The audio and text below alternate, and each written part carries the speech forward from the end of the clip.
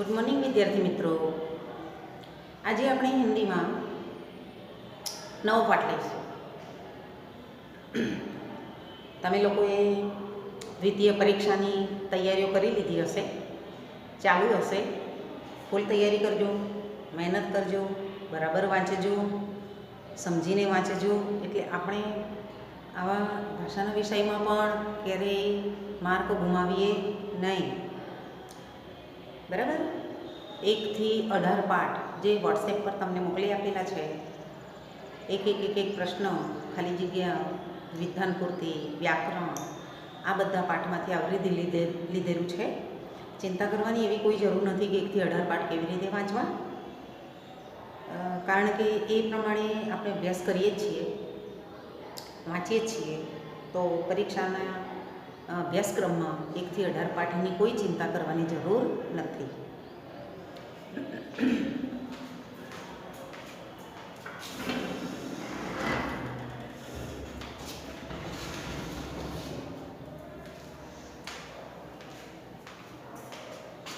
અને આજે આપણે પરીક્ષાના અભ્યાસક્રમથી આગળ અભ્યાસક્રમ લઈશું, કારણ કે વિડીયો બનાવવાના છે એ પ્રમાણે આપણે આજે 19મો પાઠ લઈશું। 19 મહાકવિ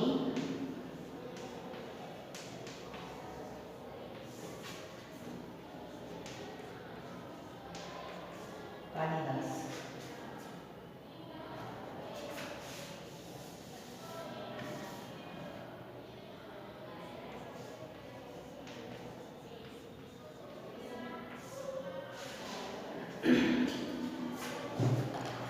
મહાકવિ કાલિદાસ વિશે વિદ્યાર્થી મિત્રો તમે થોડું ઘણું પણ કંઈક જાણતા હશો, નહીં જાણતા હોય તો પણ કંઈ વાંધો નથી। અહીંયા હું તમને એના વિશે થોડી વાતો પણ કરીશ। આ પાઠની અંદર આપણને મહાકવિ કાલિદાસ વિશે જ વર્ણન કરેલું છે, એમનું વ્યક્તિત્વ, એમનું કાર્ય, એમનો જન્મ, તેમની મૂર્ખાઈભરી વાતો। એવું કહેવાય છે કે જે ડાળ ઉપર બેસતા હતા મહાકવિ કાલિદાસ, એ વખતે તો મહાકવિ હતા નહીં, એ વખતે તો મૂર્ખ જ હતા, ઓછી બુદ્ધિ હતી। એટલે એવું કહેવાય છે કે જે ડાળ ઉપર બેસતા હતા તે જ ડાળને કાપતા હતા। આવા મૂર્ખ હતા નાનપણમાં, બચપણમાં। આપણે ઘણી બધી વાતો નાનપણની આપણને પણ આપણી અને બીજાની યાદ હોય છે, સાંભળતા હોઈએ છીએ, પણ એ જ બાળક આગળ જઈને બુદ્ધિશાળી બની જતું હોય તો એ પણ મહાનતાને પ્રાપ્ત કરી જાય છે। તમે પણ બાળકો છો, ધીરે ધીરે અભ્યાસમાં આગળ વધતા તમે પણ બુદ્ધિશાળી બની શકો છો, તમે પણ મહાન બની શકો છો। કાલિદાસનું જીવન ચરિત્ર અહીંયા વર્ણવ્યું છે, તો એના આધારે પણ આપણને એટલો તો ખ્યાલ આવી જ જશે કે આપણે કેવી રીતે બુદ્ધિશાળી બનીએ। તમારી પાસે તો કુશાગ્ર બુદ્ધિ છે, કેટલાક બાળકો થોડુંક મૂર્ખાઈભર્યું કામ કરતા હોય તો એ પણ ચલાવી લઈએ છે, કારણ કે એ પણ બુદ્ધિશાળી બની શકે એમ છે। જરૂરી નથી કે બધા અહીંયા હોશિયાર જ હોય, દરેક બાળકો શીખીને આગળ વધે છે, પાઠમાંથી, ગદ્યોમાંથી, કવિતાઓમાંથી પ્રેરણા લે છે અને પોતાના જીવનને સમૃદ્ધ બનાવે છે, સુંદર બનાવે છે। આપણે પણ આ પાઠની જ્યારે ચર્ચા કરીએ ત્યારે આપણને થોડું એમ પણ યાદ આવશે કે આગળનો જે વિડીયો છે, કયા પાઠનો, અંધેરી નગરી, એમાં મૂર્ખ રાજા હતો, તો રાજા પણ મૂર્ખ હતો તો પ્રજા પણ મૂર્ખ હોય। એ રીતે અહીંયા પણ એક મૂર્ખ વ્યક્તિની વાત કરી છે કાલિદાસની, બહુ સુંદર વાત છે, જીવનમાં ઉતારવા જેવી વાત છે। જીવનને આગળ ધપાવવું હોય તો આપણે આવી બધી બાબતોને આપણા જીવનમાં લાવીશું, એ બાબતોને આપણા જીવનમાં પ્રેરણાદાયી બનાવીશું અને એ રીતે આપણે આગળ વધીશું જીવનમાં, બરાબર।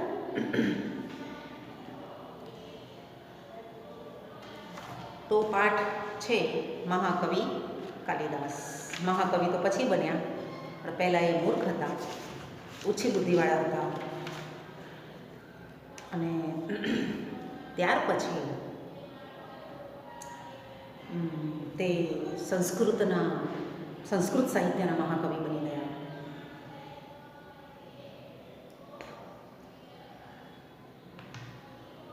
लेखक का नाम है नरपत हड़वेचा.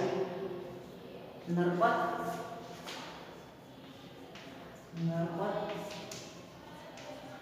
हड़वेचा.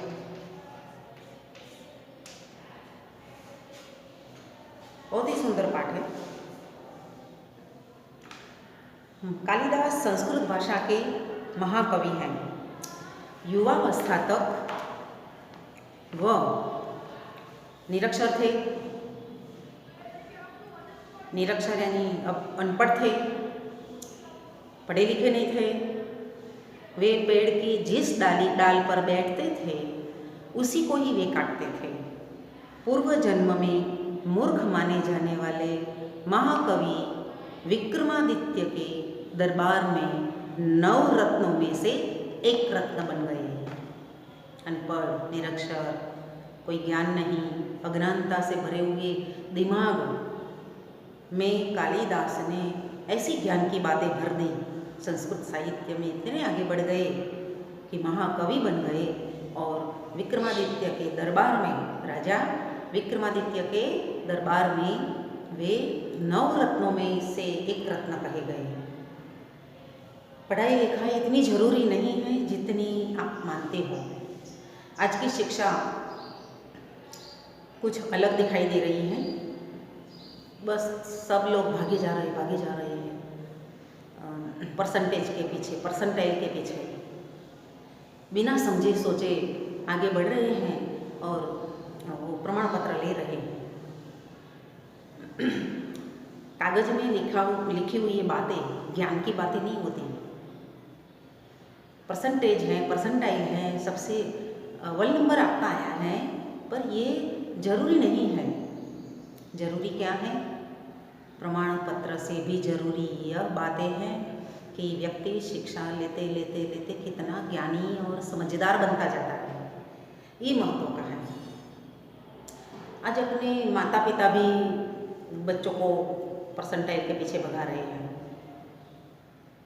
ठीक है, तो आप बिना सोचे समझे शिक्षा पाएंगे तो आप अभी मूर्ख ही कहलाएंगे. इसीलिए जितनी शिक्षा आपको पानी है, लेनी है, बिल्कुल ज्ञान के साथ पाइए, समझदारी के साथ पाइए, ताकि उसका कुछ महत्व बना रहे. ठीक है. तो वे किसके दरबार के रत्न बन गए थे? विक्रमादित्य राजा के दरबार के रत्न बन गए थे.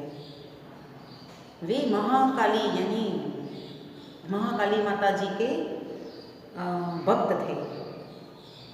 उससे वरदान मिलने से वे कालिदास हुए. नाम कालिदास हुआ उसका. उन्होंने संस्कृत में अति प्रसिद्ध 7 ग्रंथों की रचना की. कितने ग्रंथों की रचना की? कालिदास ने 7 ग्रंथों की.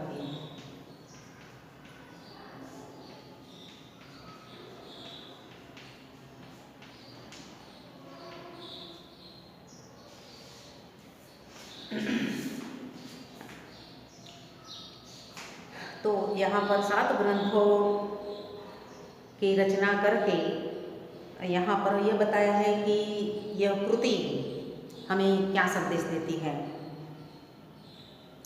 हमें संदेश देती है कि किसी बच्चे को मूर्ख मानना नहीं चाहिए. वह मूर्ख नहीं होते हैं. हमारी कक्षा में भी कई बच्चे ऐसे होते हैं जो बोल नहीं सकते, पढ़ नहीं सकते, मतलब वांचन नहीं कर सकते हैं, मतलब क्या बोलते हैं उसको, पठन नहीं कर सकते, लिख नहीं सकते. कोई ऐसे भी बच्चे भी होते हैं. उसको मूर्ख मानना हमें मूर्ख नहीं मानना चाहिए. ये हमारी गलती है कि हम उसे मूर्ख मानते हैं, बुद्धू मानते हैं, डफर मानते हैं और उसके लिए कुछ न कुछ ऐसी बातें करते हैं ताकि पूरी कक्षा के लिए वे कुछ नहीं है. पर कभी कभी ऐसा होता है कि यही आदमी, यही बच्चा बड़ा होकर आगे बढ़ जाता है, सब लोग पीछे रह जाते हैं. इसीलिए आप भी अगर ऐसी बातों में आते हैं कि आपको ये पढ़ना लिखना बहुत कम आता है, सबसे पहला नंबर नहीं आता है, अगर ऐसी कोई बात है तो आपको अपने मन में ऐसी बातों को लाना नहीं है, क्योंकि हम भी कुछ कर सकते हैं, हम भी किसी से कम नहीं हैं। यही सोचकर आपको आगे बढ़ना है। कम मार्क्स आए तो डरना नहीं है, बराबर। पास होना जरूरी है हमारी शिक्षा पद्धति के अनुसार, पर बुद्धिशाली होना भी जरूरी है। ज़्यादा मार्क आने से बुद्धिशाली नहीं हो जाते। बुद्धिशाली अज्ञानता दूर हो जाती है हमारे दिमाग से, समझ आ जाती है, ज्ञान आ जाता है। चाहे कम मार्क्स आए तो ऐसे ज्ञानी लोगों को महानता मिलती है। जैसे यहाँ पर कालिदास को मूर्ख माने जाने पर भी वे इतने संस्कृत साहित्य के महाकवि बन गए। उनका जीवन पर प्रकाश डाला गया है यहाँ पर। हमें उसके जीवन से कुछ प्रेरणा लेनी है। इसीलिए आप लोग अपनी बुक्स साथ में रखिए वीडियो सुनते समय, और ध्यान रखिए कि उसका जीवन क्या है, ठीक है।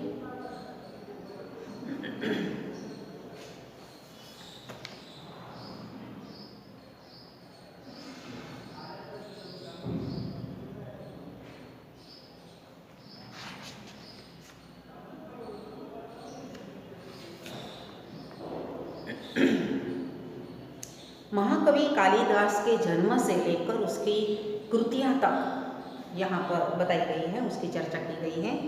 आप बराबर ध्यान से सुनिए।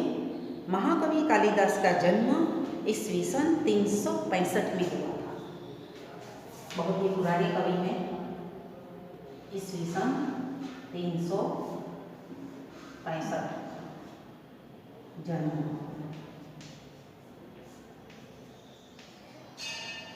उसकी मृत्यु भी साथ साथ ले लेते हैं, और उसकी मृत्यु ईस्वी सन 445 में हुआ।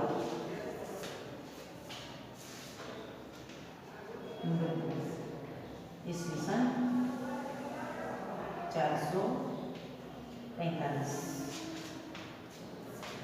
उसका जन्म उज्जैन नगरी में माना जाता है। उज्जैन जन्म स्थान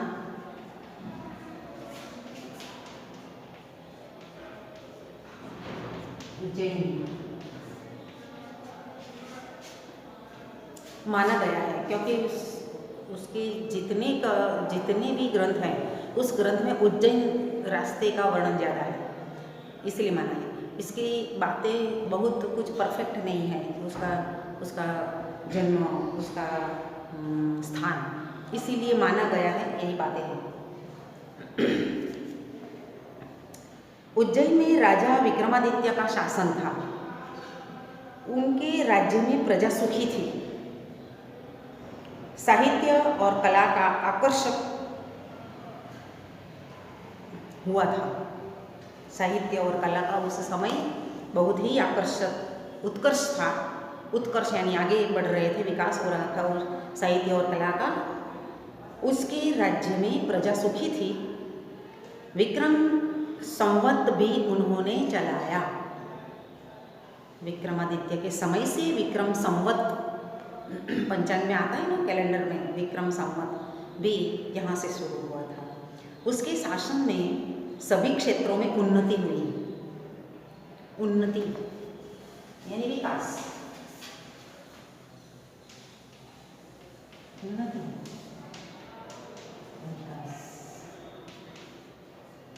अब उन्नति નો વિરોધી અવનતિ।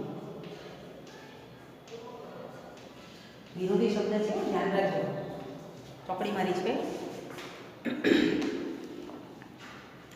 तो उसके शासन में ज़्यादा उन्नति सभी क्षेत्रों में हुई थी। अपने पूर्व जीवन में मूर्ख माने जाने वाले कालिदास उसके दरबार में एक रत्न था। किसके दरबार में? राजा विक्रमादित्य के दरबार में। वे युवावस्था तक निरक्षर रहे। कहाँ तक निरक्षर रहे वे? पढ़ाई लिखाई उन्होंने नहीं की। युवावस्था तक जिस डाल पर वे बैठते थे उसी को ही वे काटते थे। इतने मूर्ख मानने और माने जाने वाले इस बालक ने कैसा विकास किया, यही देखना है हमें। यहाँ पर हमने कालिदास जी का परिचय दे दिया। अब हमें थोड़ी बातें आगे की करनी है।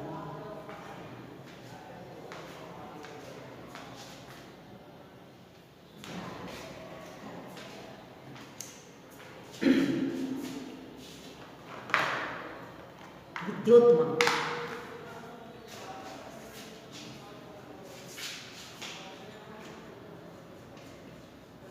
राजकुमारी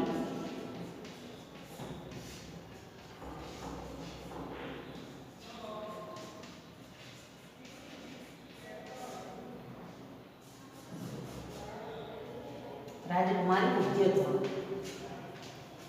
अब उसकी बातें हैं, देखते हैं कि यहाँ पर कालिदास के कितने मूर्ख साबित हुए थे। विद्योत्मा राजा शारदानंद की अत्यंत सुंदर, रूपवती और गुणवती पुत्री थी। किसकी पुत्री थी विद्योत्मा? राजा शारदानंद की पुत्री थी। कैसी थी? सुंदर, रूपवती और गुणवती। राजा और राजा के पुत्र पुत्रियां सब बड़े ही विद्वान हुआ करते थे। आज की प्रजा को न जाने क्या हुआ है, बड़े पढ़ाई लिखाई से मन नहीं है और बातों में लगे रहते हैं। ये बुरी बात है, गलत है। आपको सही रास्ते पर जाना है। यहाँ पर ये सुंदर थी राजकुमारी विद्योत्मा। क्या नाम था राजकुमारी का? विद्योत्मा नाम था। उसका अपने रूप, गुण और ज्ञान का बड़ा घमंड था। क्या था? घमंड था। किस बात का घमंड था विद्योत्मा को? अपने रूप, गुण और ज्ञान का घमंड था। अपने विवाह के संबंध में उसने यह घोषणा की थी। क्या घोषणा की थी? कि जो व्यक्ति उसे शास्त्रार्थ में हराएगा उसी के साथ वह अपना विवाह करेगी। अपने विवाह के संबंध में राजकुमारी विद्योत्मा ने क्या घोषणा की थी? कि मुझे जो व्यक्ति शास्त्रार्थ में हराएगा तो शास्त्र में भी कितनी पारंगत होगी, शास्त्र का कितना ज्ञान होगा उसे, तभी तो उसे अपने गुण पर, अपने ज्ञान पर घमंड था। ठीक है। तो विद्योत्मा ने अपने विवाह के बारे में कहा था कि जो व्यक्ति मुझे शास्त्रार्थ में हराएगा उसी के साथ वे विवाह करेगी।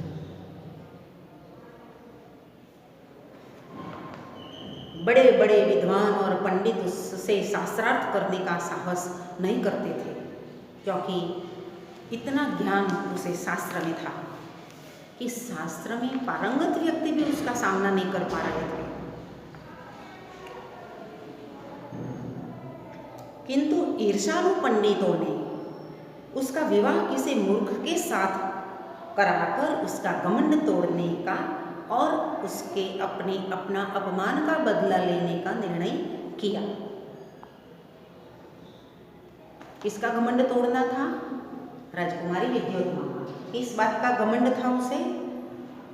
अपने गुण, रूप और ज्ञान का घमंड था, शास्त्र का घमंड था। तो कुछ उन पर ईर्ष्या करने वाले पंडित भी थे, क्योंकि वे वैसे तो हरा नहीं सकते शास्त्र में, इतनी ज्ञानी थी। तो कुछ पंडितों ने सोचा कि इसका ज्ञान का घमंड हमें तोड़ना है। तो क्या करेंगे? उन्होंने एक युक्ति बनाई। उन्होंने सोचा कि हमें उसका विवाह ऐसे मूर्ख आदमी से करवाना है। मूर्ख आदमी से उसका विवाह करवाकर उसका घमंड तोड़ना है और उन पंडितों के अपमान का बदला लेना है।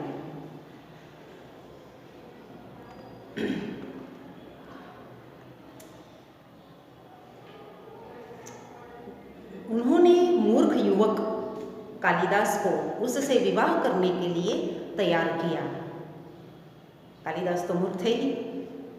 उसको समझाया गया कि शास्त्रार्थ के वक्त वह मौन रहेगा। पंडित लोग शास्त्रार्थ करेंगे, सामने विद्योत्मा होगी और ये मूर्ख आदमी जिसको पंडित लोग दरबार में पकड़ कर ले आएंगे और उसके साथ एक शर्त लगाई कि आपको चुप रहना है, मौन रहना है, आपको कोई जवाब नहीं देना है। केवल संकेतों से शास्त्रार्थ होगा। कैसे होगा शास्त्रार्थ? संकेतों से। दरबार में युवक को लाया जाता है, उस मूर्ख युवक को, और उसका परिचय देते हैं। पंडित लोग बताते हैं कि पंडितों ने क्या बताया परिचय में कि ये जो युवक है वे हमारे गुरु हैं। वास्तव में कौन था? कालिदास था। क्या मतलब कौन था? मूर्ख था। ठीक है, यहाँ पर मैं ये वीडियो ख़त्म करती हूँ। आगे की जो बातें हैं अगले वीडियो में करेंगे। आपको फिर से याद दिलवा देती हूँ कि 1 से 18 पाठ तक का अभ्यासक्रम है परीक्षा में, द्वितीय परीक्षा में, और द्वितीय परीक्षा का अभ्यास आप पूर्ण तरीके से करेंगे, यही मेरी अभ्यर्थना है। नमस्कार।